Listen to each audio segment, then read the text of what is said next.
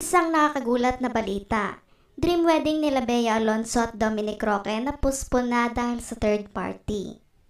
Tila sa naging interview noon ng kapuso aktres, inamin nitong sa darating na 2024 nga daw pinagpaplanuhan nila ni Dominic na may kasal. At iniisip pa umano nila kung anong date at kung saang venue ito gaganapin.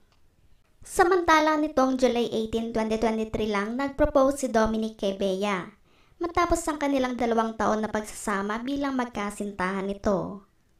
Sa YouTube channel naman ng aktres na may pinamagatang Tipsy Q&A, #AskBea Late Night Edition, nagbigay siya ng maikling detalye ukol sa kanilang magiging kasal nila Dominic at kung bakit feeling niya hindi pa siya handa sa mga mangyayari na tila may pinag-aalinlangan pa ito.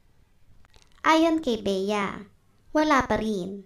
Wala pa kaming date but hopefully, it's gonna be next year. Kasi ayaw din naman namin ng very long engagement. Because we don't see the point of it.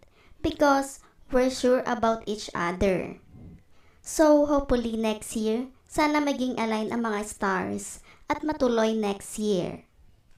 Ngunit sa kabila nito ang naging masaya nilang plano ay napalitan ng isang karumal-dumal na sitwasyon.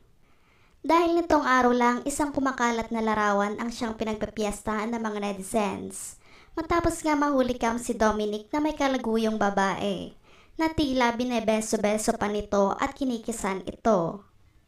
Di naman natukoy at nahulaan ng mga netizens ang babae, dahil tila nga daw ay tinatago nito ang kanyang muka para di siya makilala dito. Ngunit kutob naman ng mga netizens na isang celebrity din ito.